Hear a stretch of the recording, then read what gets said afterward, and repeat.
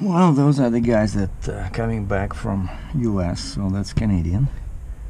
And I made it to the bridge, so this is duty free. That's the Blue Water Bridge. And we're gonna do a video about the last bridge crossing before Christmas.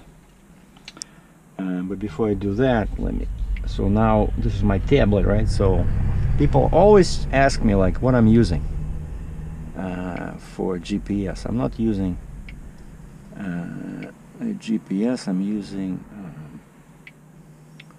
tablet. Okay, so now we have to change cycle, and sometimes I forget how to do that.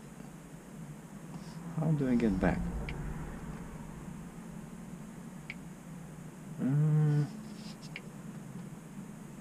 I need this to change. Son of a gun. Oh, I think like this. Yeah, when you click like that, that little circle disappears and you have these multiple dots in a vertical row. And I click that and it says cycle rule. And you see now I'm Canada, which is 70 hours in 7 days. And because now I'm entering US, I have to switch to this 70 hours and 8 days. So US gives you less hours. And you see it says, do you want to add a border crossing? Yes. And I type, all I do is here just type Port Huron, and it should be able to find it because I crossed here many times before. Port Huron, and we save, right? Everything is saved, and then we change the status to off duty because I'm going inside, right? And then we do this little trick over here, log out, logging out. That's it. So now we can just close this, and you see that's where I am now. That's my dot, Sarnia, right? So that's the river. I believe it's a Detroit River, right? And that's US, so on this side. And I started this morning in London, over here. But we don't need all this because we're switching to a different tablet. And so we're killing Bluetooth, we're killing location, and we're starting there. Airplane mode. 10 on. That's it. So now this tablet can stay here in my little storage area. So this is my Verizon, pretty much the same type of a tablet, but I keep it in this little thing I got on Amazon for like $5, $10, so that otherwise it gets too cold, you know, when you leave the truck. And why I'm switching to Verizon, because if I don't do this,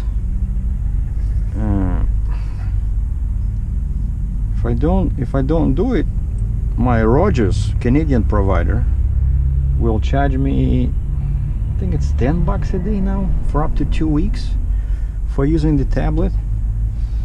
And so you see I have the same stuff, but this is Samsung. This is my new tablet. So we cancel the airplane mode, and because the US is so close, it should work. And we start the, no, cancel that, Bluetooth, and we start the location.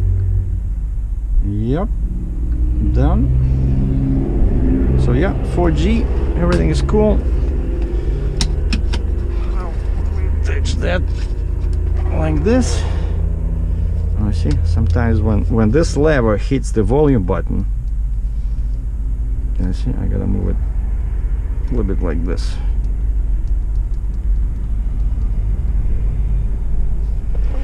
All right, and now we go back into the same, keep trucking, and I need to type in the password. Okay, and the password is in. I click done.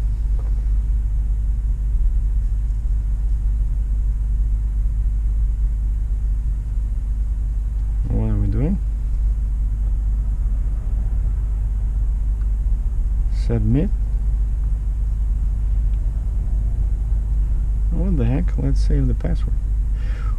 Welcome back.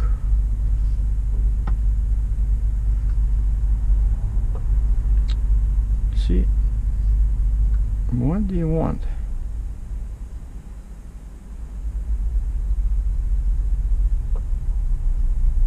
Are we in or not? Please wait while we prepare your logs. All right. And one thing, couple of times I got caught because I did not notice this, where it says no vehicle. You know, you must make sure that there's a vehicle in there. Connecting to vehicle, and basically what it does that, right? And it's connected over here into my ECM, and you see now we're back. It shows off duty. You see, Friday, December 20th. Off duty, but now we are on a Samsung tablet from Verizon, so no charges from my Canadian provider, and we switched to the US log cycle. Oh wow, check this out, big lineup over there. See, all of a sudden there was nobody, right? Then all of a sudden there's a lineup, and that's what happens at the border all the time. You know, sometimes takes, like I say, 5 minutes. Sometimes can take 2 hours if they close one of the booths or they have some computer problems, and the same stuff happens on the American side. Oh, and what we can do now is, since I'm going to North Dakota, so past Chicago, all we gotta do is, and that's my GPS pretty much, right? I just type in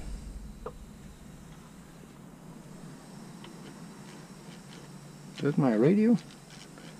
Something is okay, so we just put in a road Oasis, road trip Oasis Perry. So that's going to be my next stop after this one. And you see, that's what's good about having a internet enabled device, is that you don't have to put in the address. You can, because it's hooked up to Google, right? So you see, it shows me that I can click start, and I use everything northwest on Ontario 402 West. Yeah, and I use everything metric, so it says 160 kilometers, 159, which is 100. There's a 6-minute slowdown on I-69 West in 1.5 kilometers. See, and it does all this. You are on the fastest route. You need should reach your destination by 11:42 a.m. You need a very fancy GPS to do all these warnings, and then now it shows speed traps and disabled vehicles on the side. Oh, and now they have this cool button over here. That's what many cops are very unhappy about. See this plus button here on the screen? If I click that, it says add a report. So I can click crash, speed trap, slow down, construction, lane closure, disabled vehicle, and the last one is object on road, you know. And that's how, you know, if you see a cop you can click on speed trap, and that's what makes cops very unhappy. But when they try to send a message to Google, you know, like stop this, Google says wait. When drivers see that message, speed trap ahead, they slow down. Isn't that what you want? And cops have nothing to say to that. But of course they don't care about you slowing down. This has nothing to do with safety. It's all about money.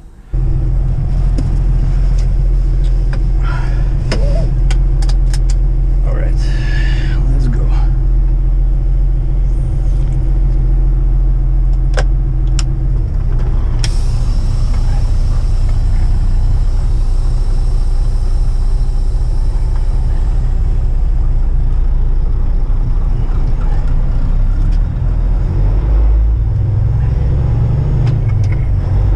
Michigan wants the pusher down because I'm over 80,000,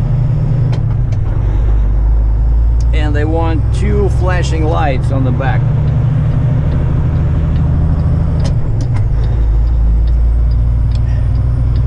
And one light fell off yesterday. There's like one old style rotating light and on a pole, which are, these poles are popular in Quebec because they don't recognize lights in the bumper, like flashing lights. They wanted to have I forgot the height, but it's like in Quebec, Canada, all trucks are like that. They have this a pole, and so that's what this trailer had. He has two poles, and there's a light on top of each pole, and the pole is probably like I don't know, 2 feet, like 60 centimeters, and one light was loose. We put a bungee cord around it, and then I was driving, and all of a sudden I see in the back there's only one light. So now I added my magnetic light, like a flashing fancy light, but that one, I don't trust that one. Like, the magnet is very strong, but for some reason those lights cut off. You know, like, let's say now they're working, right? Then I stop, next stop I go back, they're off. I have to click them, start again, like something. Continue on to I-69 West, I-94 West. There's something with the switch, you know? So no swimmers in the water again. Boring. No ships. And so this is Blue Water Bridge, and we're entering Michigan. I'm gonna mark my mileage, 155,984 kilometers. That's all I got. United States of America. See? Welcome to the United States of America. I-69 West for 1 kilometer. Well, it looks like we're gonna be in a lineup over here. The border today is slow. Oh, wow. I like that sign. It says, "Don't throw objects off the bridge." And when you buy, they used to sell apples at the duty-free there in the coffee shop where I got, oh, check this out, a cool little dozer. Oh, Premium Ventures. What, I used to work for these guys. I have a cat dozer. All right, what's my?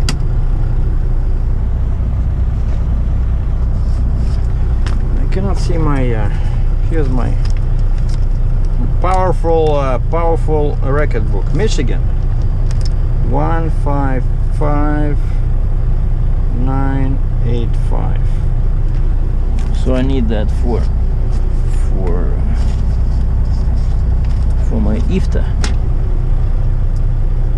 All right, and it's this actually funny, controls the strobe light. As soon as I put this on, my clearance lights, I can see in the mirror that the strobe light comes on, you know? Pretty neat. But I might as well turn on my parking lights.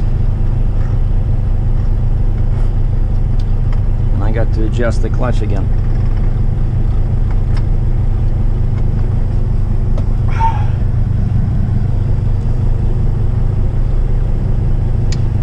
And I'm very happy with this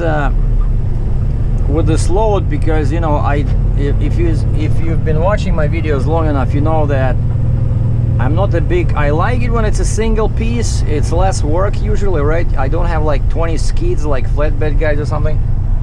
But when you have a single piece on your deck, it always puts a bit of a stress on the driver, because, you know, if you have single piece and it falls off, everybody notices, you know. You arrive at the consignee, like, what the heck, like, where's the excavator we give, you know? And that's why, of course, when you have a step deck, sometimes that covers you a little bit, because you know, you can have 2-3 small machines, like, you know, 2-3 farm tractors. So if only one falls off, you still have 2, and so sometimes, you know, nobody pays attention. They just sign your paper, hey, 2, 3, like who cares? Just one is missing.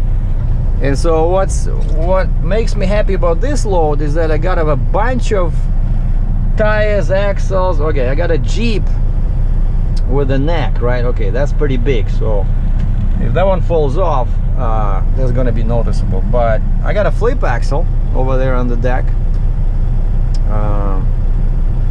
and so I always make sure I check the big object, you know, like chains on the big object, because you cannot afford to lose that one.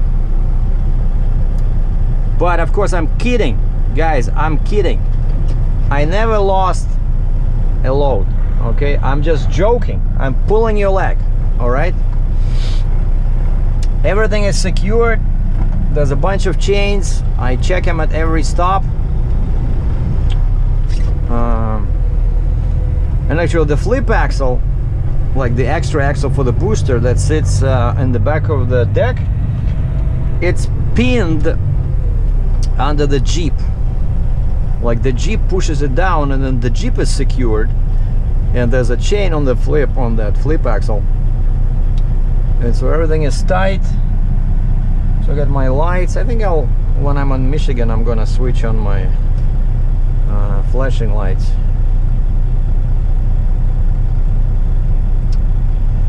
And these guys have a gate for buses and wide loads only. There's a building, or a customs building, in like this side is for cars, this side is for trucks. And right now, and in between these commercial truck lanes and car lanes, there's a building. US Customs, you know, when they stop you and they say go inside, that's where you go. Once they stopped me, I was coming in a new car. I think I had what do I have, Chevy, or like when you go in the States first time with that vehicle, quite often they start, you know, searching you and asking you a bunch of questions because they never seen that car before, you know.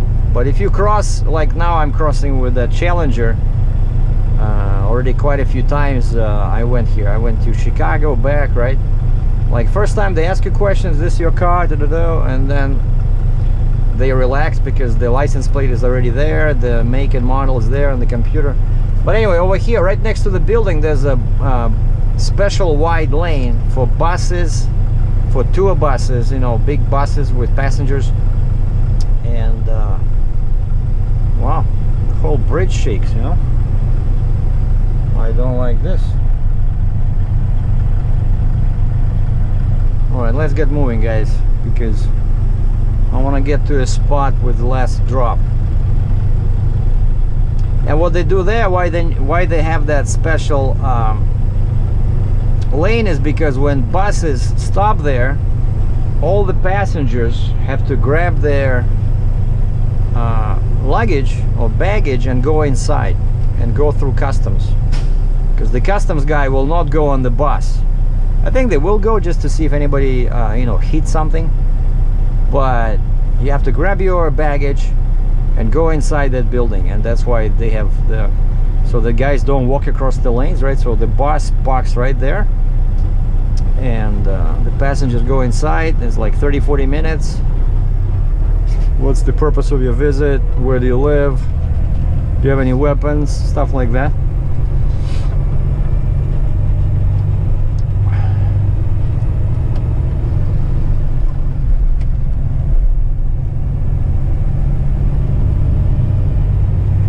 In case you're wondering, these guys going in the second lane with flashing lights, that means that they have a special load, and the driver has a special certificate, like it's called FAST, F-A-S-T, FAST, like the first, like quick, but it's a special card, looks like a driver's license.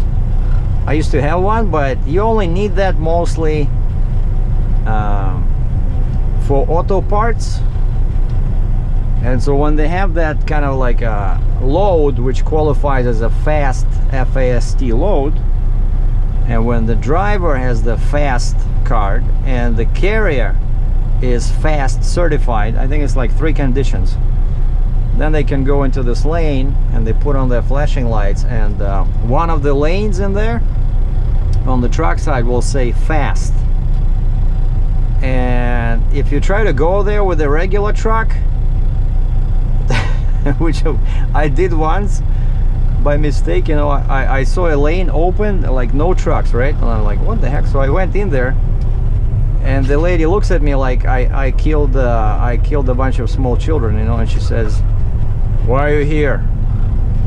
I'm trying to cross into US. Did you see the sign?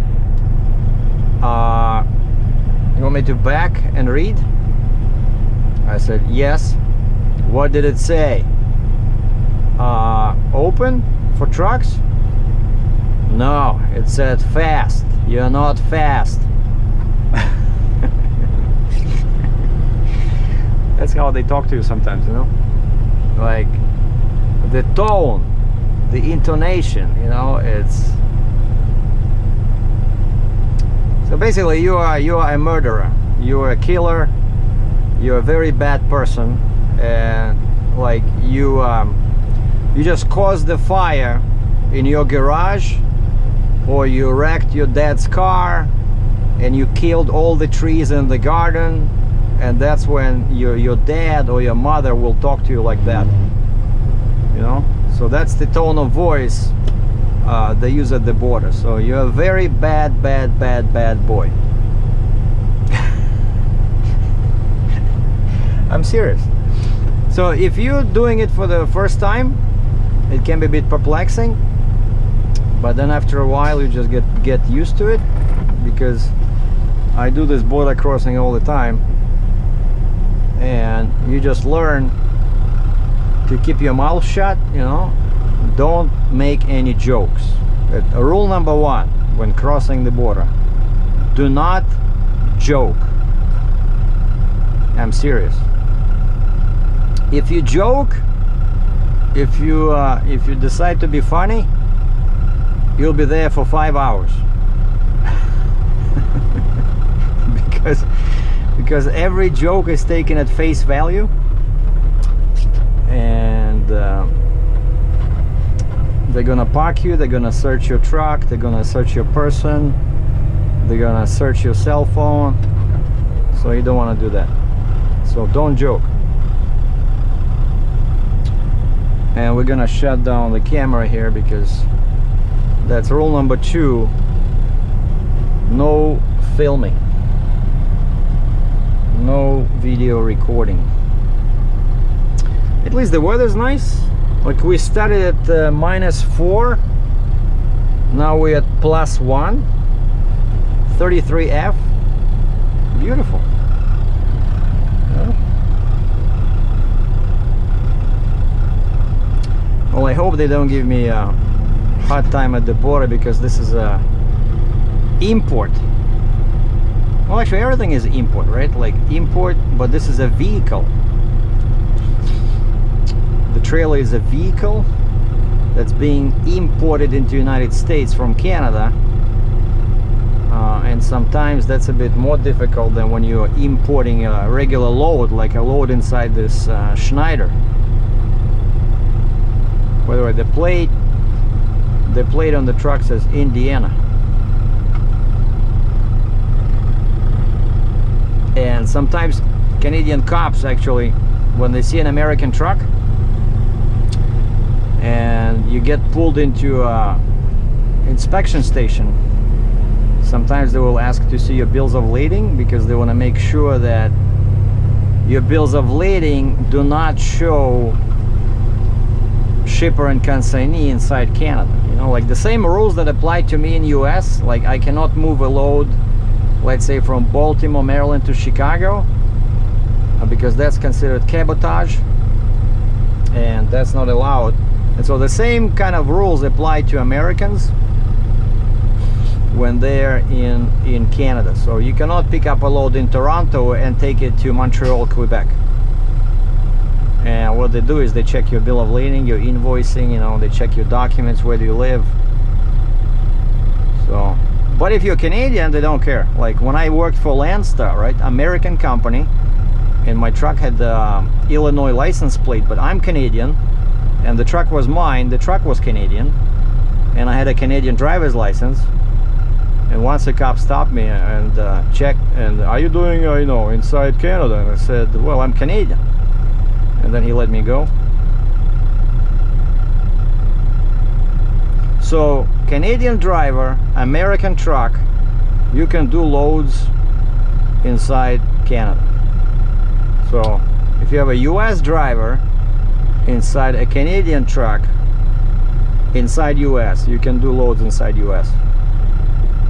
But you cannot have a Canadian driver do loads inside US, because that's a violation. Anyway, let's pause our blockbuster here till I'm past the customs.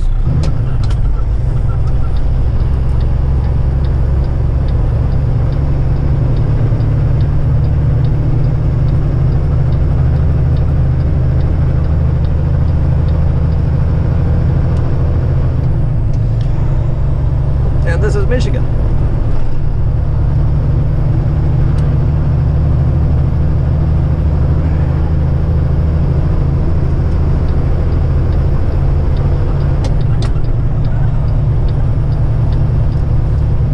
Наступна зупинка площа Кірова, which means the weather's good. I'm happy about my life. So the next stop is Road Oasis in where? Perry, Michigan.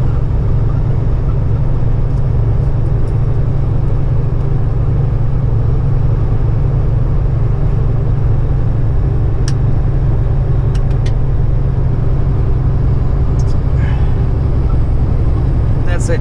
So now I can relax, start my audiobook.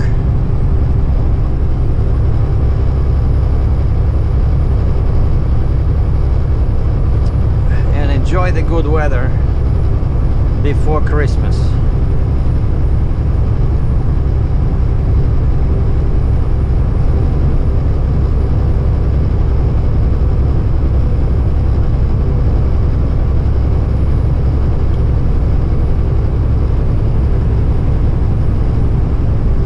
And now we're running on 9 axles.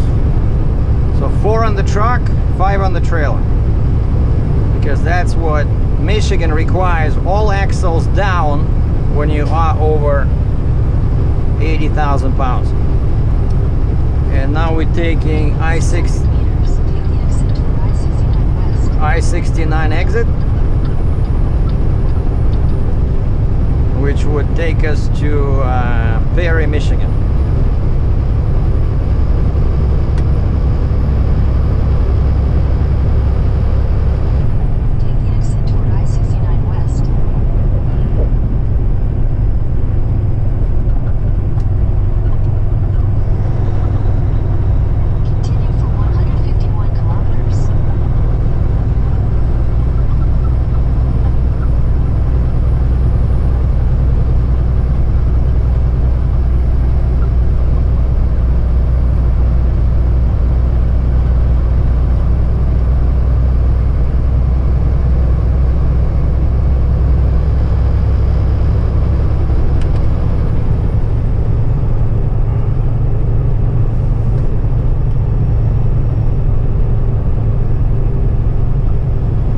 So we'll do another video when I'm closer to North Dakota in case we see some snowstorms, or sometimes, you know, aliens landing on the road,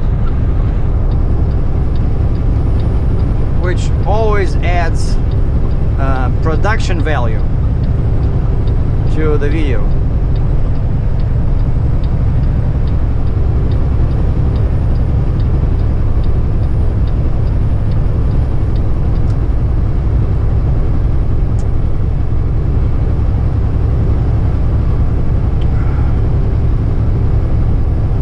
Not sure what the distance from here to Dickinson, North Dakota is. I think it's about 1,200 miles.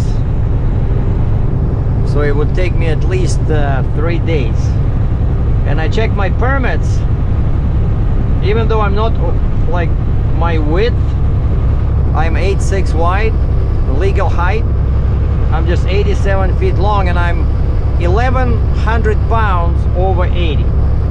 So I'm 81,100 pounds. But I asked on the permit, I said 81,175, because that gave me nice rounded numbers for the axles. And of course you always ask for a bit more, just in case you buy more fuel, you know. But I just added 75 pounds because it was, otherwise I'd have to deal with lots of numbers after the dot, you know. Fractured numbers.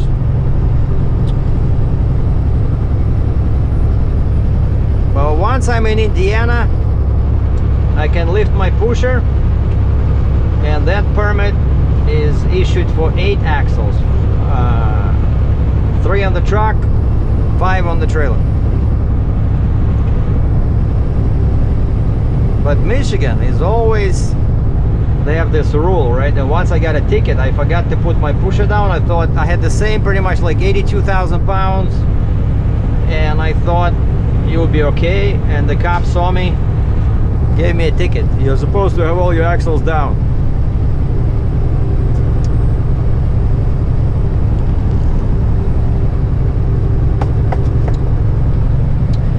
Well, that's all I got, boys and girls. Thanks for watching. Catch you later.